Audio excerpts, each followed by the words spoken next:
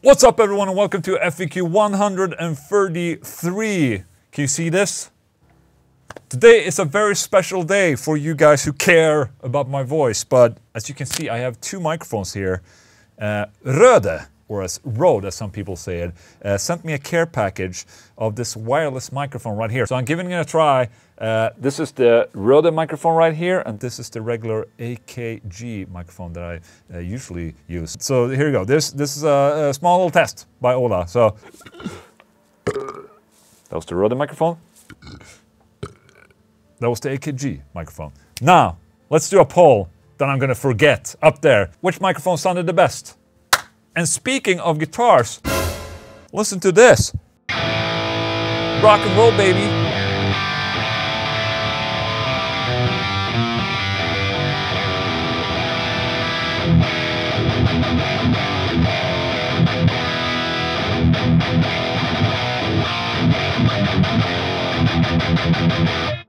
That's right, baby. This is the new Solar GC 1.6D, as in Deca. As you've probably seen if you see my videos, is that I play a lot of the A1.6 D. It's right over there. I love that guitar. It's amazing. So why not make all my guitars amazing? That's not what I wanted to say. I just thought, hey, that's a very cool look. Why not give that look to a G type? There it is, baby. Why do I keep saying baby? I'm just scrambling for guitar picks. Let's use the big one.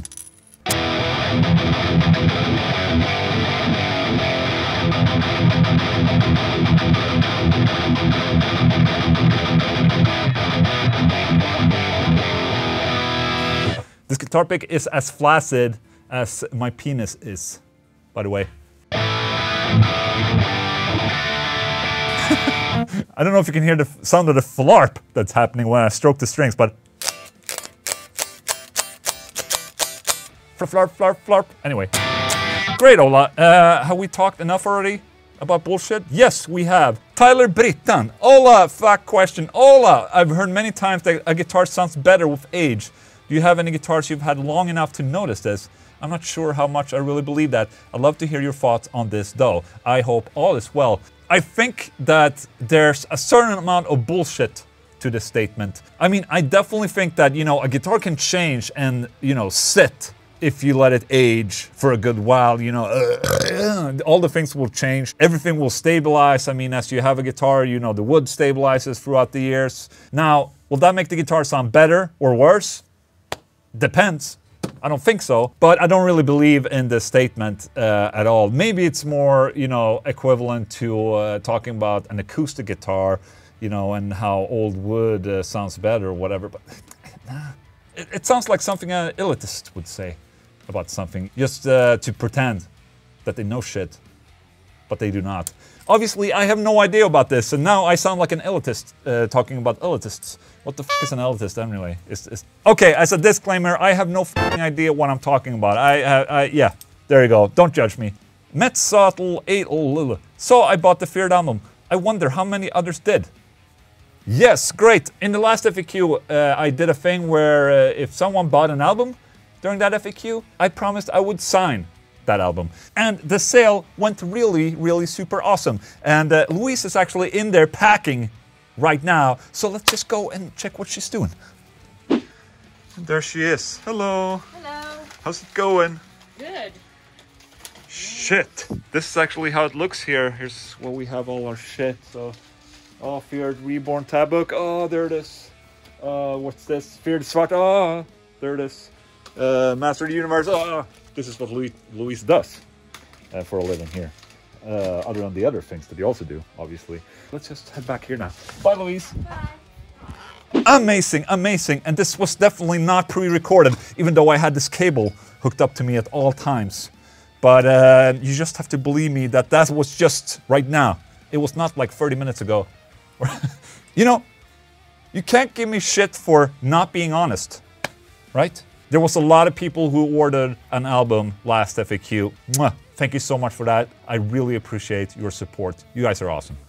Child of Death. Oh, that's edgy. Hi Ola, I'm one of your biggest fans and I love you so much. Thank you. I want to ask you, what is the hardest song you've played in your entire life?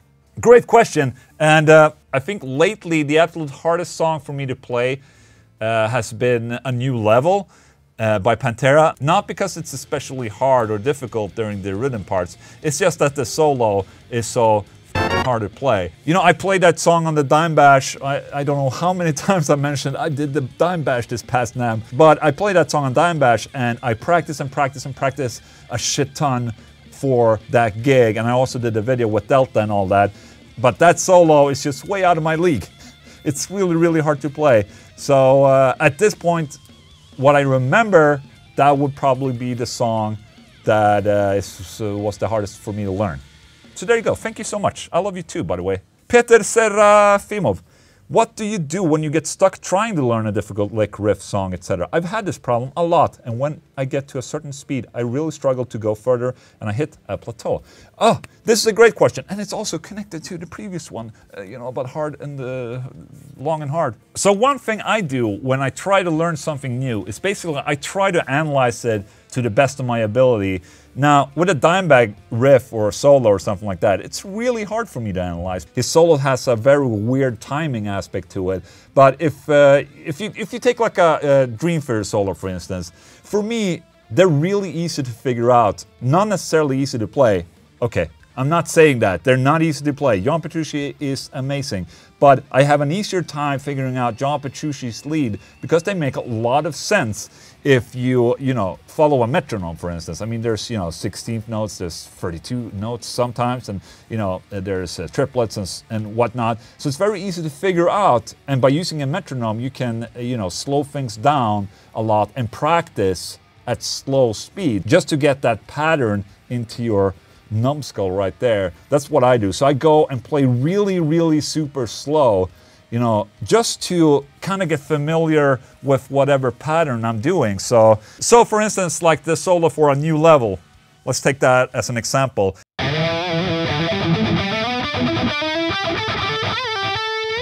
Something like that, for instance. So what I do with this is that I have the song and the solo, and in Logic Pro X, I can change the playback speed of that song. So I can basically set it to, like, you know, half the speed. So I set the tempo of the original song to 50%, and it basically stretches out the song. So it's still in the same key as the original song. And then I can sit and try and figure it out. And if I need to slow it down even more, I can do that as well.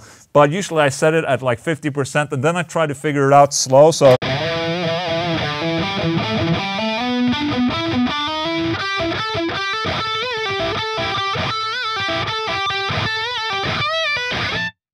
I mean, I played stupidly slow, and this is just for my head to kind of grow accustomed to the actual pattern that is being used. And then I can gradually speed up in Logic, you know, the song, so I can, you know, practice it faster and faster. Eventually, I try and practice it even faster than the original solo, because then I can go back down to the original speed, and it feels a lot easier to play. Does that make any sense? Hopefully, it can help you out.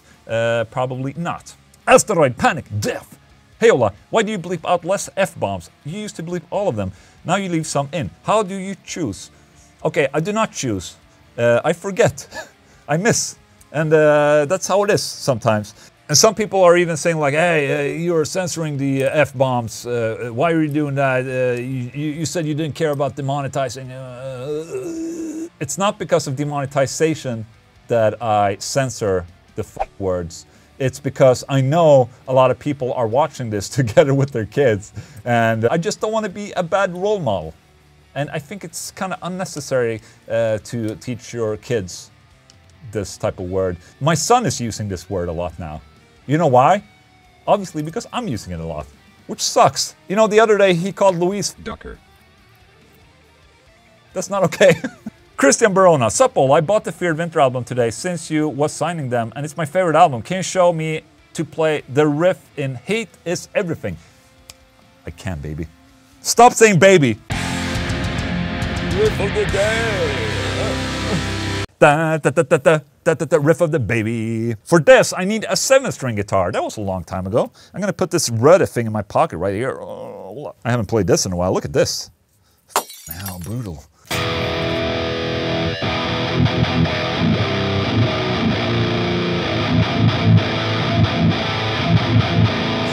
You know, I like how I've not played this guitar in a couple of months. I just pick it up and it's in tune. That's every tune for you right there. So you need a guitar, 7-string guitar, or a guitar tuned to drop A. Okay, so for me it's basically a standard E. And then you have a low drop A on the 7th string. Heat is everything. It's played like this.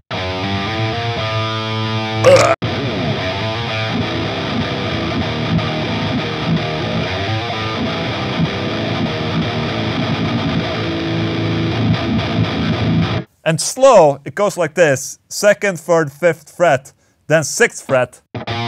So they're all legato, okay? So, and then the open next string. Second lower penis, second lower penis, second lower penis. Okay? Second lower penis. Thank you. Mokhtar Pepito, hello, there is something or someone I don't understand in the guitar world. Can you help me understand why John Mayer is so praised? I watched this video in order to understand. I still don't get it.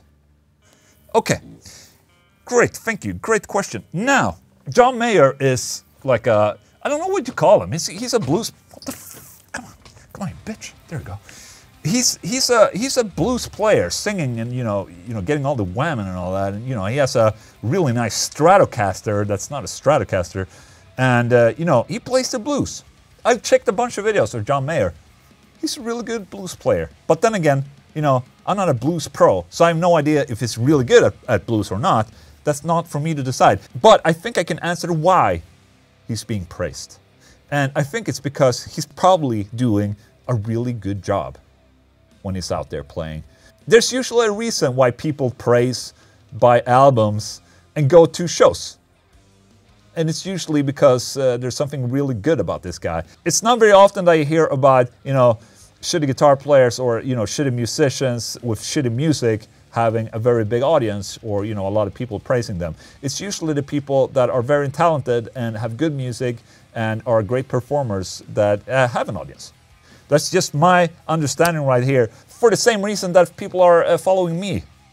Because I'm such a good artist, I'm a really good guitar player, and I'm such an awesome performer. And you know, I'm so humble about it, too. You know, it's like, wow, Ola, so good at things. And okay, obviously I'm joking around. I have no idea why he's being praised, but I think he's a really good guitar player. I checked a bunch of videos. I think it's really sick. And he deserves all the whamming in the world. That's okay. You know, I have my whamming. I'm just not showing Luis any of the John Mayer videos. You know, just to be safe. Okay? Good talk. Piotr Golaki, PP reveal at 1 million subs. Does it sound like a good idea? I think it sounds like a terrible idea. You're probably going to be super disappointed because there's not really much to see. Ola, Mnamnon 2007. Ola, fact question. There has been rumors that Phil Rex are interested in a Pantera reunion. If they were to do that, would you be interested in playing? Love my A1.6 FRC, by the way. Thank you for this question. And, you know, whenever I post like a Pantera cover or a Dimebag video or something like that, people are saying this, you know, they're saying, oh, you know, Ola should do the guitars for whatever Pantera reunion. No, stop. It's not a reunion. I think it's a tribute, okay? Reunion, bad word. Tribute, good word, okay? I personally think that Phil and Rex should definitely go with Zakk Wylde because, you know, he was a good friend of Dimebag. He's an excellent guitar player. He can probably nail most of the stuff pretty well. Personally, I'm not interested in doing, you know, a reunion or a tribute or whatever you would call it, cover band, because one, I'm not interested in touring, and two, I suck at guitar. And there's just so many other good options out there other than me. I mean, the thing about playing Pantera and Dimebag is that whenever I do a cover, you know, I give it my absolute all. And then when I recorded a cover, you know, I never played that again. So, for instance, the New Level solo that I showed you earlier, I know the beginning of the solo still, but everything else, it's gone, basically, of that solo. And you know, to be able to pull shit like this off, you have to practice. And I don't practice. And it doesn't make any sense. I'm just doing the videos because I'm a big fan of Dimebag and Pantera.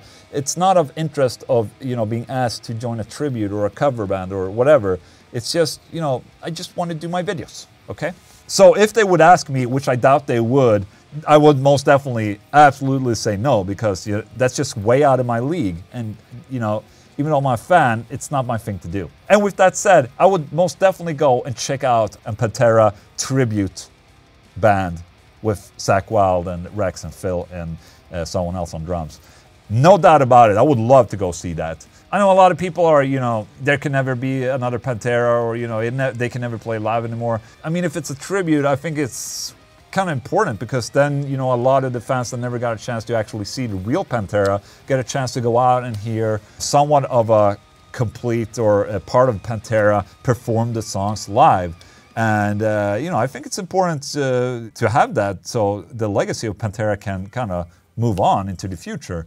And that's just my opinion. I know a lot of people probably wouldn't agree with me, but that's what I think, because I think a lot of people should listen to Pantera, and it's very important for, you know, the young kids and generation out there, younger generations, to hear about Pantera. And there's nothing better than actually go and see a live show, you know, get that fisting action in person. Just my saying right there. Thank you. Philip Ficko Boschevaki. Next FAQ, Ola. First, I love you. So let's get that out of the way immediately. Lovely. I mean this in the most neutral way possible, but when do you see your family? You're creating content and recording around 4 videos per week, doing Discord, Twitch, find time to check, reply, post to various social media, play guitar and do the lessons, record new material, solo, fonted, what the fuck is a fonted? Covers, pee and shower. Do you manage to do all of this while the little ones are in school? Best wishes, Philip, subscriber for almost 10 years. Thank you so much for that. That's a very legitimate question right there.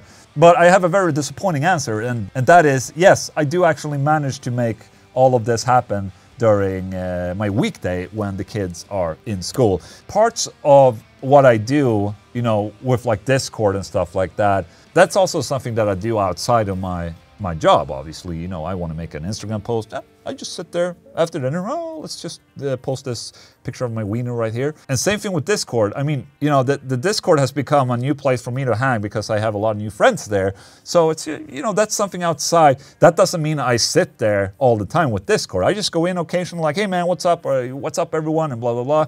I go in there, talk, you know, get everyone talking, and it's sort of fun. I can go in and voice chat a little bit. But, you know, it's not probably more than a, you know, half an hour, an hour on weekdays and weekends or whatever per day. And other than that, I can sit and hang during, you know, my office hours. That's what I do. So all of this, it's all about just getting a good time management happening. And, you know, I record Will It Chugs and Rig of the Week. You know, I record a batch at the same time just to be able to kind of, you know, work myself up. And the FAQs, they take the longest time for me to record because, you know, I sit and just blabber about everything, and I want to do it frequently, so I do it every week, just before every Sunday, just to keep it fresh, you know, right? Like right now, you know, we have Corona happening, and in a couple of days, maybe I'm dead, but this FAQ will still be aired, and that would be weird. But yes, I do actually spend time with my family after working hours, and I mean, this is my day job right now, and if you have 8 hours a day, for 5 days a week, that's 40 hours. Good math, Ola. I do this for a living now. I sit here on my ass recording videos, and it's not a hobby. So I do have way more time than before. And being in this office has definitely helped me and my time management for this. And I think I'm way more efficient now than I was back when, you know, I had the office in our apartment. So there you go. Thank you so much for the concern, and thank you so much for that question, and I love you too. Thank you. Tyler Whitman, greetings Ola, it's T-Dub. First and foremost, I'm broken, and you made me realize Pantera is the shizness. Question, what makes solar guitars unique? Question 2, when are you touring next? Okay, what makes solar guitars unique? Well, absolutely nothing. And I'm gonna give you an honest answer about that. If you look at this is a great guitar right here. And I can say that without lying, that it is a great guitar. Now, are there other awesome great guitars out there from other brands? Yes, there are.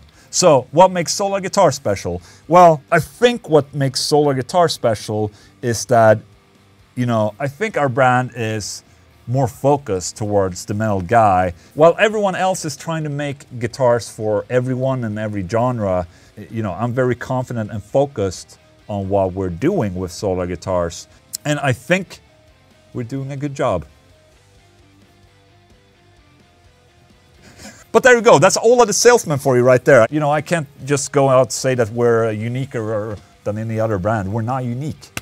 It's another guitar brand. Do I believe in my guitar brand? Absolutely. And I think it's all subjective, man. I mean, if you can't make everyone happy out there. So I'm just trying my best and trying, you know, focus on the metal guys and, you know, people like me, total assholes, by the way. And I think so far, it's going pretty good. And when are you touring next? I was supposed to tour now in Easter, but it got moved because of a guy called Corona. Tidats, I never have a question. Can you play Bleed?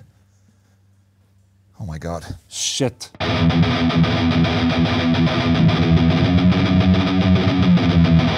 Ah.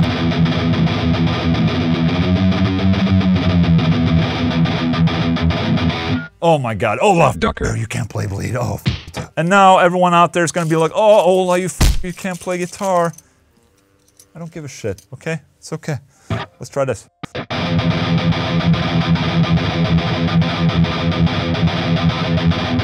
Fuck me, man. Okay, let's try this, this guitar pick.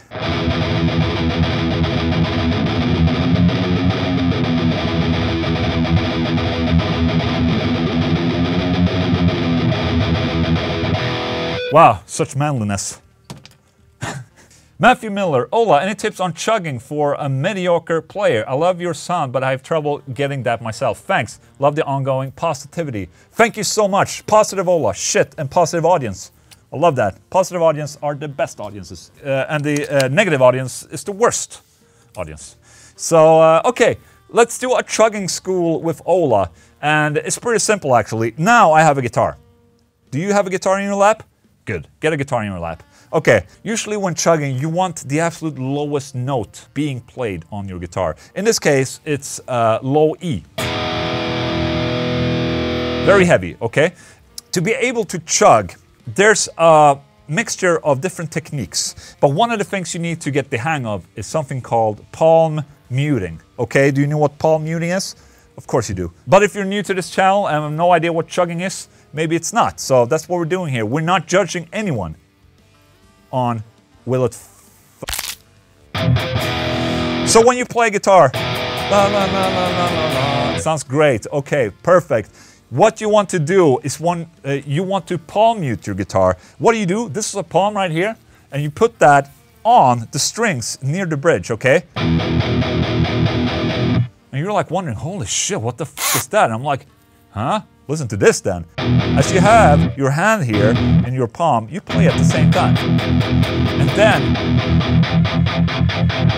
depending on where on the guitar here, down by the bridge, where you palm mute, you get different type of palm muted sounds. Okay. Hear that? Amazing. So, what you want to do is find somewhere in between. That sounds good. And then you push really hard on the strings.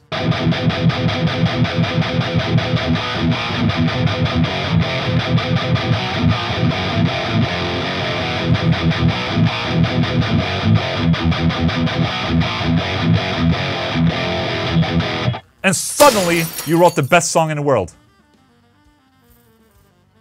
I got an email. So there you go, that's chugging for you right there. Positive chugging. And now that I taught everyone how to chug, we will see a more positive world out there. And I can feel it.